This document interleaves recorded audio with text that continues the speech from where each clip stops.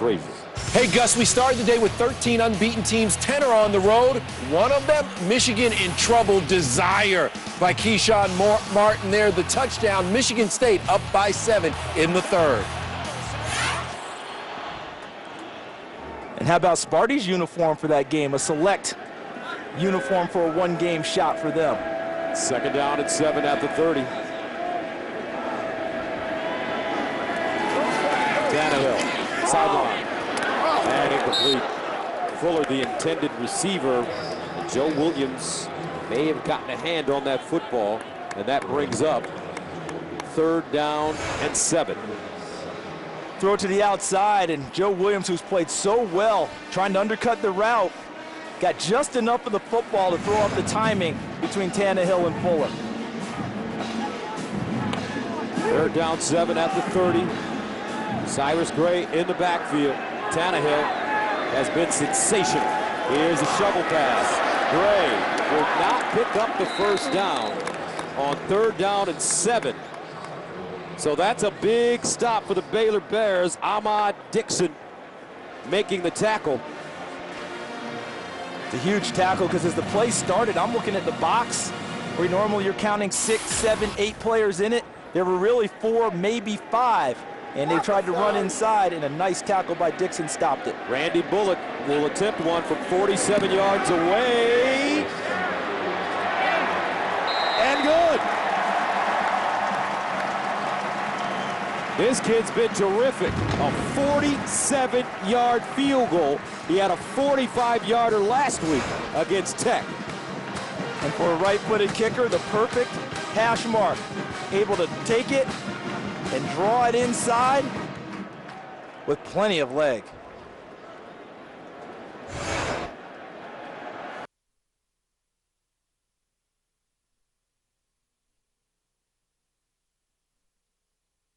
Ranged kick. And this is Jordan Niver combining with Levi Norwood. Colliding, with Levi Norwood. We're in baseball playoffs. So whose play is that? It's the player coming in, approaching the ball, not the player retreating. So a center fielder would have called off a shortstop and made that play. That's the analogy on that one. The guy deep has to make the call and take the football. Robert Griffin, 18 of 24, 266, 3 touchdowns, no picks. First down from the 22. Demontre Moore blitzing. They throw it in his area to Sampson, and Sampson will get 7.5. Lionel Smith pushing him out of bounds. You know, all things considered, Gus, Baylor came out of that a lot better because they only gave up 3. They did a nice job defensively helping keep their offense in the game. If they give up 7 there, that's a much bigger problem. Second down and 4. Griffin winding up to the sideline. Big time throw. Terrence Williams with the catch. Charles, did he throw that one from hash to sideline? He certainly did. And on a line, on a rope. Look at this. I mean, you talk about still throwing that at shoulder level all the way across field. I don't think there should be any questions about the arm on Robert Griffin. First down and 10 at the 36. Here comes a blitz again. Griffin runs it and goes nowhere. He's slung down, and he'll take a loss. Demontre Moore has been all over the field this afternoon. Playing with more and more confidence as he goes along. A high school hoop star who's still raw in football. 5.5 sacks last year, playing better and better. Now we're 2nd and long. Do you spy Robert Griffin with Sean Porter, number 10, and try and keep him in the backfield? They need 12 yards on 2nd down. Griffin steps up, now bounces out, throws on the run, and out of bounds. 3rd down and 12. Now here's the opportunity. The right to rush the passer, but make sure you do it with discipline, because if he gets a crease, I'm talking about Robert Griffin, he can take off and go. And there's Tim DeRuiter, the defensive coordinator.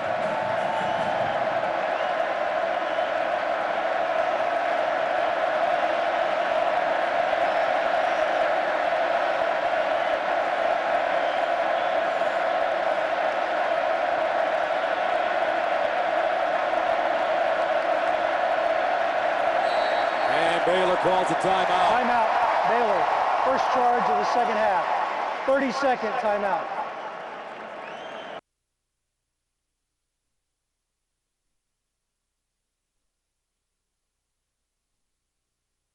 Get to the 46 for a first down.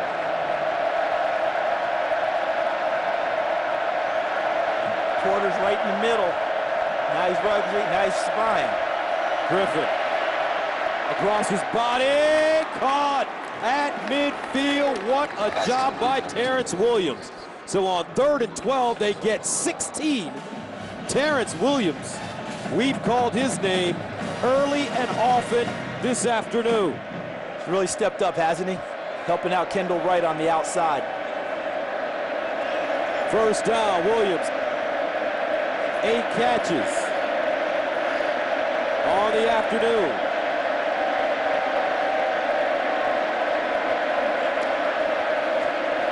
Griffin.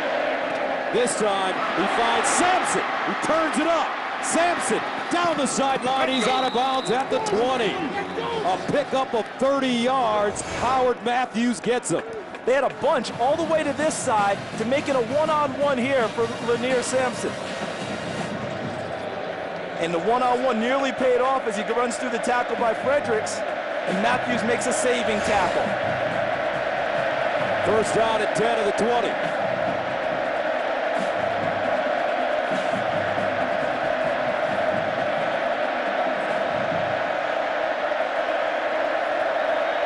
The Texas A&M defensive line doing some heavy breathing, folks.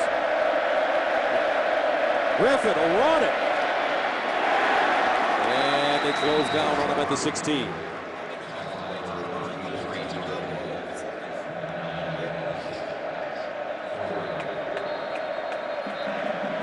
As Tony Giardetti makes the tackle, now some limping.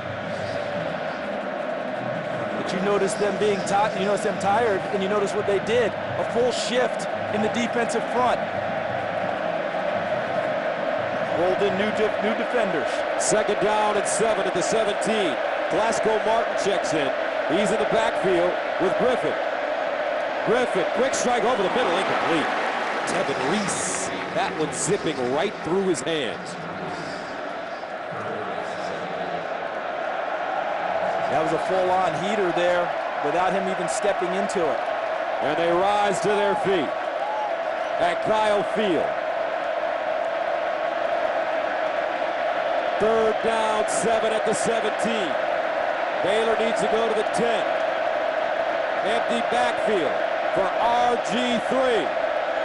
Underneath, caught by his tight end, first down. Niver. Understands where pressure's coming from. Porter coming off the edge and just dumps it right into the spot vacated before the inside linebacker Stewart can get there and picks up the first down. Nice understanding of where pressure's coming and how to defeat it. First down and goal of the 9 now. Terrence Ganaway back in the game at a running back, number 24.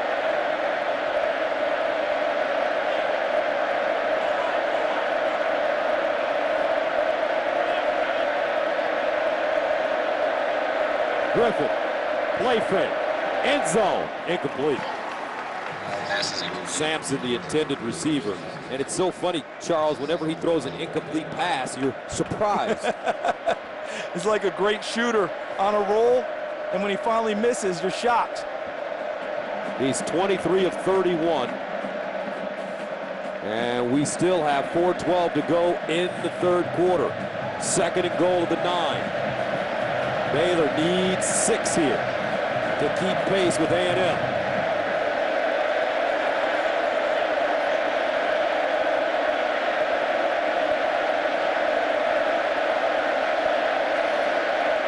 A&M showing blitz. Griffin running, pumping, and he gets out of bounds. Close to the 4-yard line. There's a flag on the far side of the field at the 10. Watch the pressure coming from this side. Offside on the defense, number 10. Half the distance to the goal. Second down. Trent Hunter had the best shot and missed, and Robert Griffin escaped.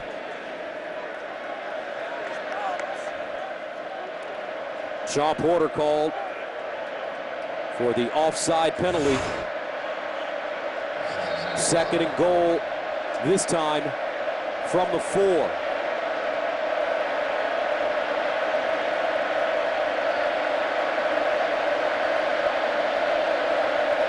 Griffin hands it off. Ganaway, touchdown Bears.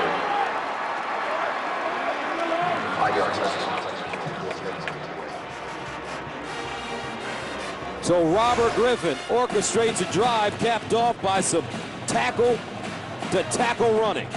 The big guys finally get a chance to shine on a running play. They've struggled running it all game, but not on that play. A nice down block by Ivory Wade, number 78, helped create the hole for Terrence Ganaway. Aaron Jones coming in to attempt the extra point. It's good. 3:50 to play, third quarter. 34-28, Texas A&M.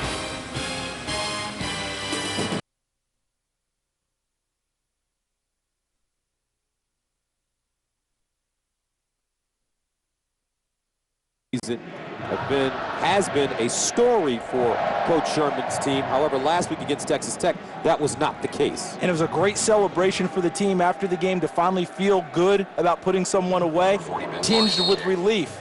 But with the pressure Baylor puts on you offensively, no one is going to relax in this stadium as this game winds down. Today, A&M led by 17, 31-14. Now we have a one-possession football game. And A&M will get it at the 20-yard line. Time now for a Chick-fil-A game break. Here's Kevin Frazier. Back to Wisconsin and Indiana and back to the Monty Ball show, Marcus. Kevin, he's thrown a pass, he's run for 3. All he has to do is catch a pass now. Well, nobody's going to catch him there, Marcus. Wisconsin up big. Who do they get next week? Well, they head to East Lansing to take on Michigan State. And how are the Spartans doing right now against Michigan? Well, another touchdown, 21-7 your score. Spartans up over the Wolverines. And Michigan State beat Wisconsin last year, the only loss in the regular season for the Badgers. They hand the ball off on first down. Michael running the football.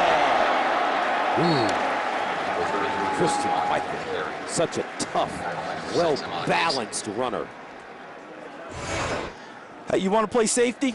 You want to be a DB? You want to be a linebacker? Look at that miss. Then you got to take that. And then you're going to ride him down. What do they say about those plays? The lucky ones fall off. Second down and 2 at the 28. Tannehill running. And Tannehill, he'll pick up the first down. As he crosses the 30, gets up to the 32. Thing about Tannehill, he seeks out contact. He doesn't have the quarterback's mentality.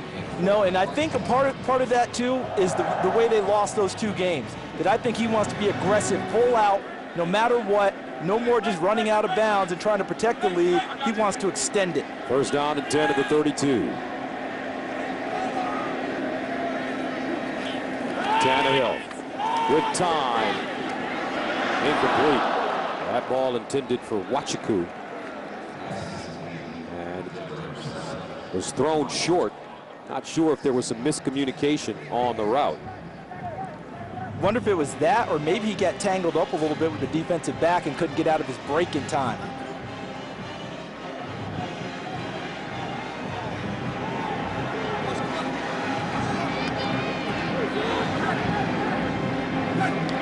Second and 10. Tannehill over the middle. Oh, Swope again! Breakaway speed! What a day! Touchdown, A&M! 68 yards!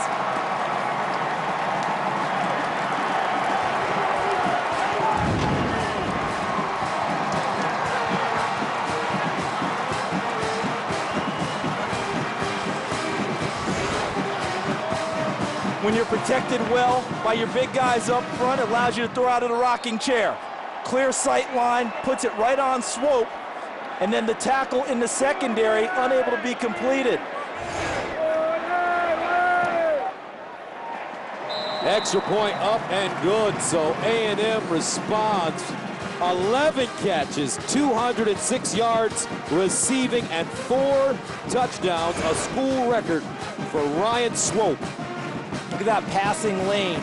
And then in the secondary, normally a sure tackler, Mike Hicks, not able to get Swope down on the spot. Remember last week going into the game, roughly half of his yards, Ryan Swope's, were yards after catch. Another example. And this kid has been an athlete since very early on in his development, playing a little bit of everything. Look at his golf swing there. What a finish, huh? He's got those sharp elbows. Get up and also run that football. Catch it as well. What a day. What a day. See, we see the high school running back at the end of catches, don't we? When he catches the football, he turns into a running back after the catch. And as you mentioned, he struggled a little bit last week, but he's more than rebounded from those struggles of a week ago. His mom, Louise, sending us those pictures. Thank you, Mom. Your baby boy is doing it big today. 41-28, A&M. Baylor will start Goodley inside his own 5, and he's knocked backwards. Will not get to the 20. Both these defenses have to be tired, Coach Brewster. Yeah, they absolutely are, Gus. I'll tell you what, and again, explosive plays determine wins. Ryan Swope turns a short pass into a huge touchdown, guys. That's what it's going to take here to finish this thing out. A lot of time left in this game. 2:38 to go. We're only in the third quarter. Swope had to get a little oxygen on the sideline. With Baylor down, we've always talked about the pressure their offense continues to put on a defense, so you can't relax. But how about the way A&M has continued to respond with their offense today? First down and 10 at the 17. And they hand it off. Ganaway will push the pile forward and get to the 20. The way this game is going, we're always looking for a defensive stop. Can someone get a turnover? Can someone shut it down? Maybe today, the offenses are your defenses. Your stops are answering what the other team does. That's what we're seeing in the second half. Second down and 6 at the 21. Even holding an opponent to 3 points in a game like this is big.